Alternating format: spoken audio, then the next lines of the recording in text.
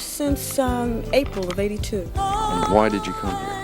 I mean, there was a point when my Earth mother didn't even know who I was, and we was... The black female star who shaped Quiet Storm R&B, who opened the door to an entire era of million-selling ballads, slowly faded away in silence. Anita Baker. A name that once made the entire industry tread carefully, unexpectedly fell out of the spotlight. For decades, one question has hung in the air. Did Hollywood turn its back on Anita Baker? Because she was too difficult? Because of backstage conflicts, collapsed tours, and fractured relationships? Or because she dared to hold on to control, dared to say no to a system that never allowed black women to set boundaries? And now, Anita Baker has finally broken her silence. And what she reveals does more than clarify years of misunderstanding. It exposes the brutal dark side of the music industry, where even a legendary voice can be pushed to the margins simply for refusing to bow. A hidden childhood, a child left behind. Anita Denise Baker was born on January 26, 1958 in Toledo, Ohio. But she did not grow up there. She was raised in Detroit, Michigan. Her childhood was filled with love, but also burdened with secrets no child should be forced to carry for too long. As a baby, Anita was taken in by a couple named Granville and Mary Lewis, people she believed for many years were her grandparents. That home was filled with gospel music prayer gatherings and gentle protection. Anita grew up wrapped in that love, deeply bonded to the women she called her sisters, the daughters of the Lewis family. A childhood that seemed peaceful, if not for the truth being hidden right in front of her. Then everything collapsed. Granville and Mary passed away one after the other, within a short span of time, leaving Anita too young to fully understand, yet old enough to feel the loss. And it was after that grief that the truth began to surface. The Lewis family were not her grandparents. They were not even blood relatives. Anita learned that she had been left behind at birth, placed on the Lewis family's doorstep by her biological mother, who was only 16 at the time. Her biological father vanished completely, as if he had never existed. Try to imagine what that feels like. Spending your entire childhood believing you belong to a family, only to wake up one day and realize it was all a story meant to help you sleep. It took me a long time to find peace within my own heart, Anita later told Essence. Growing up in a circle where no one clearly explained who was who and why they were there, Anita was forced to piece together her family history from fragments and empty spaces. After Granville and Mary passed away, Anita's life shifted again. She moved in with a woman named Lois Landry. For many years, Anita believed Lois was her sister. Then another truth was revealed. Lois was actually her biological aunt. Lois and her husband completed the legal process to adopt Anita and raised her as their own child. It was another chance to be loved, but also another layer of truth delayed for far too long. Though grateful for the stability and care Lois provided, the cracks inside Anita never truly healed. When her biological mother suddenly returned, old wounds were ripped open. Meeting her that way is the reason I started getting into trouble later on, Anita told Vibe. Her teenage years became chaotic. She worked at her biological mother's beauty salon, but resisted discipline, rebelled, and was expelled from multiple schools. Her emotions spun out of control, direction blurred, and trust was nearly depleted. Anita's teenage years were a constant state of imbalance, where every step felt heavier than everyone else's. But she did not disappear. She did not give up. Anita knew she wanted a different life, a better one that treated her more gently. And in the middle of all that, fracture music became her only lifeline. She believed that if anything was strong enough to pull her out of the darkness, it would be music. The musical journey and unresolved knots. She joined various bands, moving from small stages to cramped rehearsal rooms, and eventually became the lead singer of Chapter 8. The group signed a recording contract and toured across the United States, giving Anita her first taste of professional success. It was the first time she touched what people call opportunity, even though it was so fragile that a single gust of wind could blow it away. Then everything turned in a familiar direction. When the label was acquired by Arista Records, Chapter 8 disbanded, and Anita was once again pushed back to the starting line. No title, no stage, no one waiting. Before fame, she worked every ordinary job she could to survive as a cook, a waitress, a receptionist. Jobs with no glamour, only bills and exhausting shifts that drained her completely. After years of struggling through hardship and hurt, Anita Baker made a bold decision moving to Los Angeles to pursue a solo career. Not out of fantasy, but because she had no other choice. She lived in a modest apartment directly below an up-and-coming boy band at the time New Edition. While others dreamed of spotlights, Anita focused only on not being allowed to fall. It was there in the early 1980s that her solo journey truly began. She signed her first solo deal with Beverly Glenn Music and released the album The Songstress in 1983. The album fully showcased her rich soul voice, but the excitement quickly collapsed.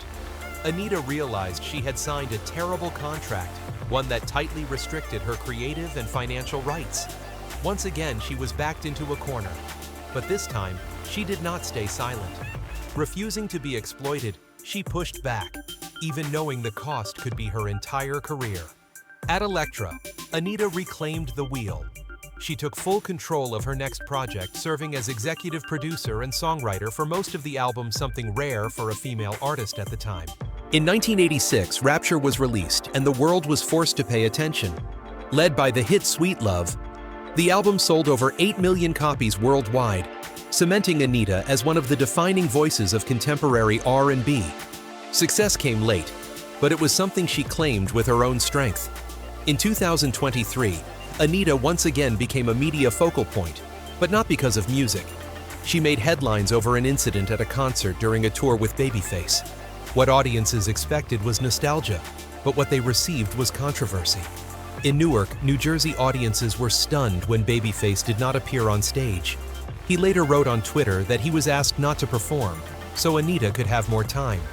He said he and his band were deeply disappointed they could not play for the audience.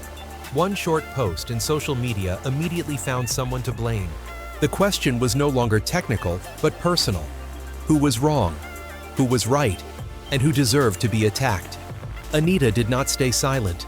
In June 2023, she responded on Twitter. She said Babyface not performing was not her fault and placed responsibility on the promoter Live Nation. She emphasized that she arrived on time, did her part, and did not request any special privileges. But when you are a woman on stage, explanations are rarely enough. Despite the backlash, Anita did not collapse. She stood up for herself and told the truth. She wanted people to understand that she was not a troublemaker. Throughout her life, she had grown accustomed to defending herself even when it made others uncomfortable, because she could not go back home. She could not ask to be taken in one more time. She did not want to burden anyone. She only wanted one day for those who abandoned her to ask themselves why they ever did. While her career soared, her personal life took a different turn. Around that same period at a performance, she met real estate developer Walter Bridgeforth. After the show, he introduced himself and said he had 6 sisters and had bought Anita's album for all of them. Anita joked back, half serious, half playful, "Buy 6 albums and you get a hug, my friend." That lighthearted moment led to a deeper relationship. Copyright disputes after divorce. To be blunt, talented men often come with plenty of flaws, and Walter was the clearest proof of that. After exchanging contact information, they spoke constantly, met often, and sustained a relationship without a name. But that relationship was never simple. At the time, Walter was already in a long-term relationship with another woman. Anita knew this very well, yet she continued to see him. She loved him, but at the same time lived with the pain of knowing she was never the first choice. Anita struggled with that situation for a long time. She understood that no one can live forever in ambiguity without paying a price. She wanted clarity about her place in that man's life. One day she wrote Walter a card. In it, she wrote, "I love you. I like being with you. But if you need to go down a different path, I respect that. I will not bother you anymore." It was one of the hardest things she had ever done, because sometimes letting go is not about loving less, but about needing peace. Finally, in 1988, Anita received the answer she had been waiting for. Walter chose her. He committed to the relationship, and Anita no longer had to stand in the role of the one who came second. She felt valued and loved. It was a deep release after a long period of emotional turmoil. That moment gave her the strength to keep moving forward, both in love and in music. And wait, if you think this is a fairy tale, you are mistaken. Because when someone has already shown they can betray, no one truly knows what will happen next. As the marriage slowly drifted toward collapse, Walter was no longer a reliable anchor for Anita. She had to carry 3 roles at once: being a mother, being a wife, and being a professional, while peace became an increasingly rare luxury. In a candid conversation with the Baltimore Sun, Anita shared that she was the one who filed for divorce, and that divorce was anything but smooth. They had to take each other to court to settle property disputes. Divorcing Walter Bridgeforth meant a bitter agreement with her ex-husband, receiving 50% of the royalties from 2 major albums, Giving You the Best That I Got and Rhythm of Love. The conflict did not end there. Walter disputed a payment of approximately $12,000, claiming he deserved more. A marriage closed not with respect, but with numbers paperwork, and the most painful question of all, whether this was the price to pay for a wrong decision made from the very beginning. Hard to understand titles, unrevealed secrets, difficult, hard to work with, uncooperative. You have heard these phrases about Anita Baker so many times you are sick of them. They have been repeated for decades across generations of artists, promoters, fans, and even the media. They are spoken quickly, like ready-made conclusions, neat and convenient, requiring no deeper digging. But has anyone ever truly stopped not to defend her, but to ask a much simpler question? Why there was a time when Anita Baker was consistently creating hits that defined an entire era. Her voice did not just top the charts, it became an emotional refuge for millions. But just as the public grew accustomed to the image of an invincible quiet storm queen, Anita's private life began to fracture in a quiet and brutal way. Not scandal, not controversy, but losses that were deeply personal, painfully real, and completely without stage lights. In the late 1980s and early 1990s, Anita entered a period she later described as a complete loss of mental control. She experienced her first miscarriage. Before that pain could settle in 1990, while preparing to release a new album and bound to an intense touring schedule, she suffered a second miscarriage. Not in a moment of stillness, but right in the middle of the unforgiving machinery of the music industry. 2 consecutive miscarriages were not just physical trauma. They were a direct blow to the psyche of a woman trying to be both an artist and a mother, within a system that did not allow her to be weak. Anita asked for a pause. She asked to go home and rest. She asked to breathe. But what she received was not compassion, but a tighter schedule. More shows, more pressure, more demands to stay professional. The more she toured, the worse Anita's mental state became. Not because she was difficult, but because her body and mind were sending warning signals. And in January 1991, at a tour stop in Chicago, everything collapsed. Anita completely broke down. It was no longer fatigue, no longer stress. It was a full mental crisis. To many outsiders, it was just a disrupted tour. To Anita, it was the moment her body forced her to stop, while the world around her continued to demand she move forward. In 1992, Anita discovered she was pregnant for the 3rd time.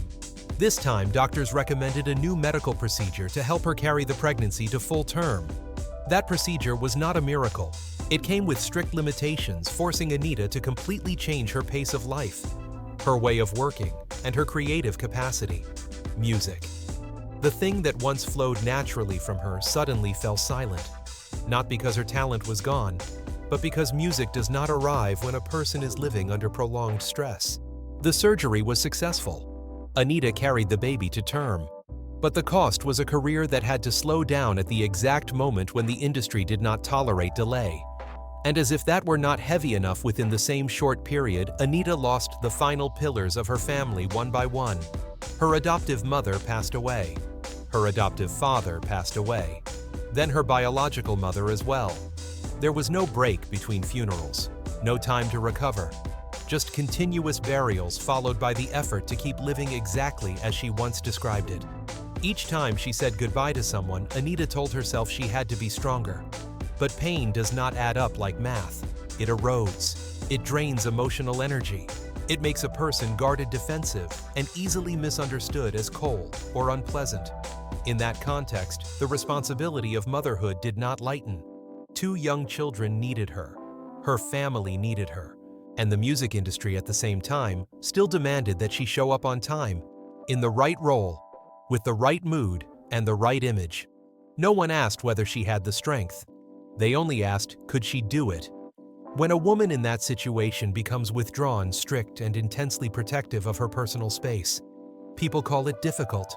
When she refuses to compromise, they call it uncooperative. But very few are willing to look deeper and see that sometimes what is labeled as attitude is simply a survival mechanism. Anita Baker did not emerge from this period with a dramatic speech or a lengthy explanation. She chose silence. And that silence in a culture that prefers quick judgment was interpreted as arrogance, coldness, even bitterness.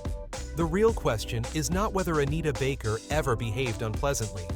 The real question is whether we ever allowed her to be a wounded human being rather than a symbol that had to remain perfect. Anita Baker's charitable work. Under the stage lights. Anita Baker is remembered as the symbol of quiet soul ballads, where every lyric carries lived experience and hard-earned wisdom. But when the lights go out, when the applause fades, that person steps into another world quieter, without microphones, without halls, without an audience. There Anita Baker chooses to give without witnesses, as if all the recognition she ever received on stage was already enough. Anita has never treated charity as part of her public image. There are no media campaigns, no inspirational speeches delivered to cameras. The way she gives mirrors the way she has lived her entire life, discreet, selective, and deeply personal. The causes she supports are not random. Children, education, community health. These are all directly tied to her life story, to what she once lacked and had to overcome on her own.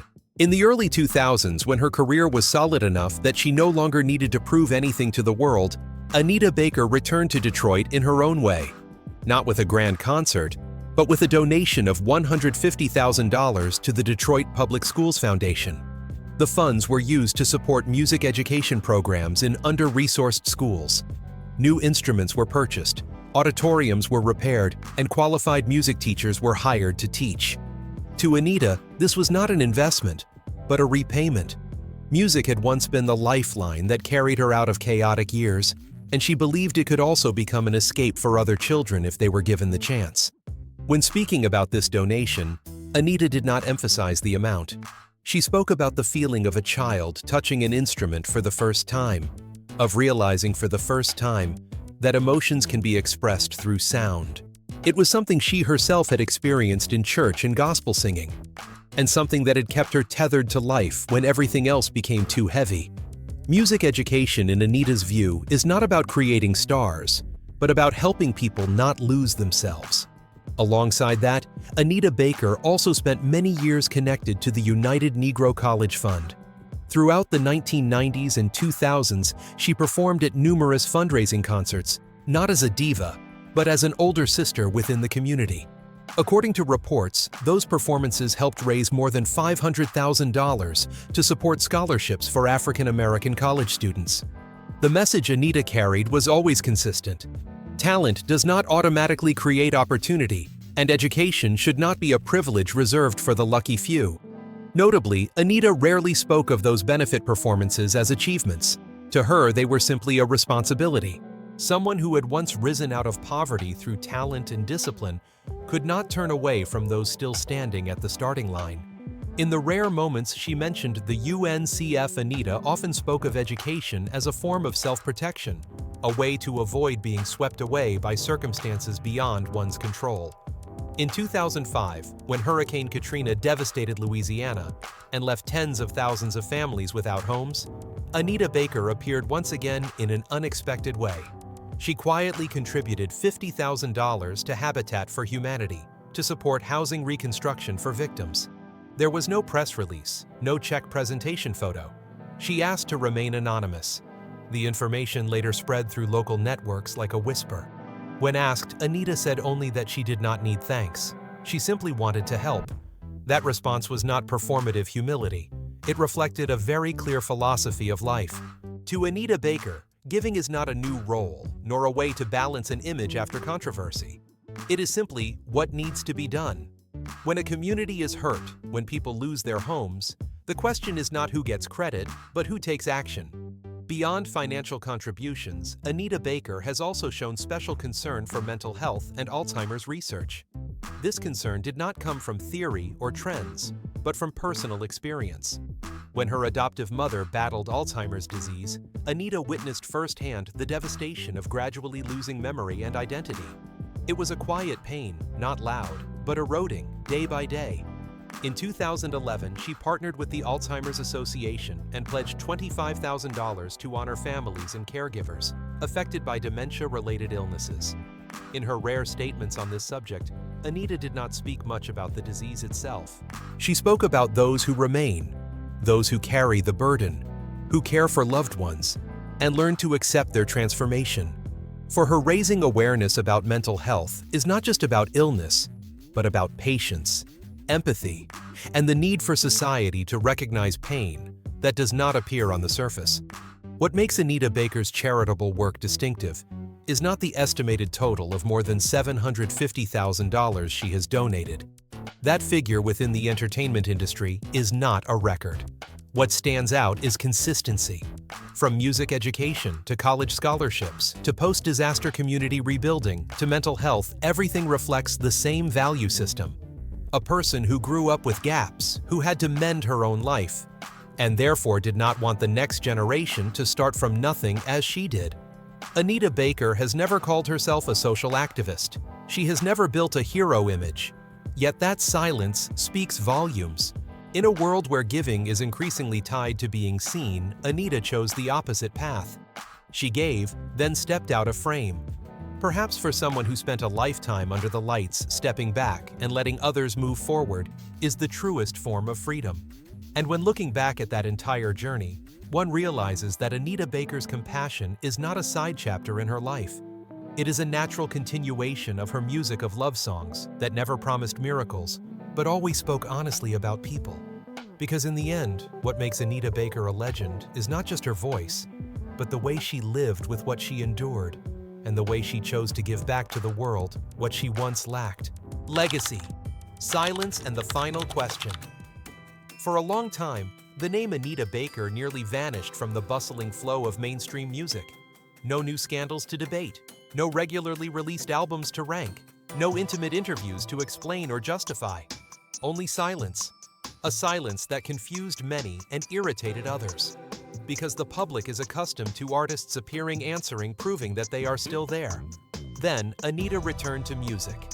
Without noise, without grand declarations, without promises of a new era. She appeared as if she had never left, as if music was never something that needed explanation or permission to continue. New releases performances after a long break carried no conquering ambition. They felt like a gentle affirmation that she was still here, still singing, still choosing her own way of working.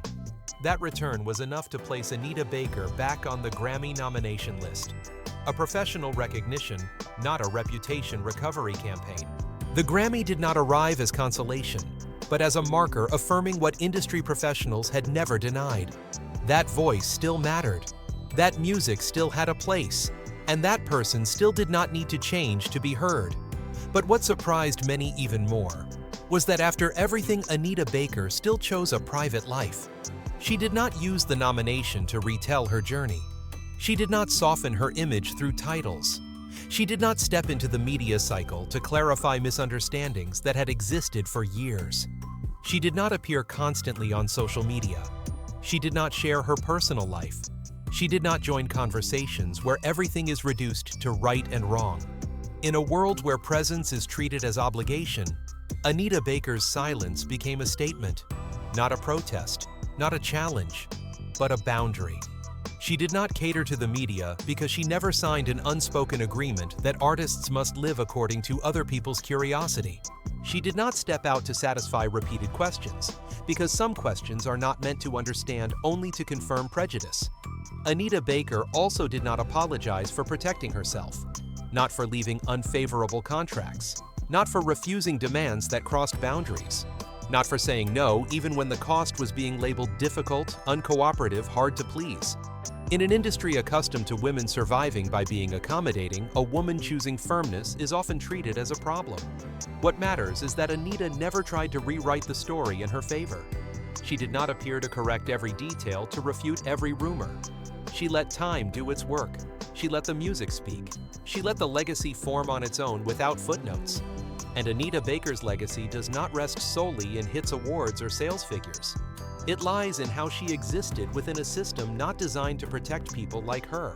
A black woman shaped by poverty entering the music industry armed with talent and unhealed wounds. Each time she stood up to protect herself, she was met with suspicion. Yet without doing so, there might have been nothing left to protect. Looking back, it is easy to ask whether Anita Baker was a difficult artist. Someone inflexible, uncompromising, unpleasant. But that question only matters if one is willing to look beyond the surface. Because few ask the opposite question. Why did a woman have to learn to be that firm? What made self-protection a priority, even an instinct? Perhaps the answer is not in the studio nor on the stage. It lies far ahead where a child was once left on someone's doorstep. A child who grew up with love, but also with secrets left unnamed. A child who had to assemble her identity from fragments, and in doing so learned that no one could do it for her. When someone grows up with the sense that everything can be taken away at any moment, holding tightly to what is theirs is not selfish, it is survival. And when survival becomes habit, it follows a person for life, threading through love work and the way they face the world. Anita Baker does not need forgiveness because she never confessed guilt. She also does not need to be crowned as a flawless symbol. Her legacy lives elsewhere. It lives in consistency. Consistency in music, in choices, and in refusing to become a more consumable version of herself. At the end of this story, there is no complete explanation, no closed conclusion. There is only a question left hanging enough to make one pause a little longer. Is Anita Baker a difficult artist? Or is she a woman who learned to protect herself from the moment she was a child left on someone's doorstep? Today's content may reference public figures, businesses, or social events. However, all mentions are intended for exploratory purposes only and are not meant as accusations or judgments. Stories like this, they leave a mark. If you want to keep digging into the truth and honor the legends, make sure you hit that subscribe button. You are now locked in with the Black Vault. What's your take on this? Let me know in the comments.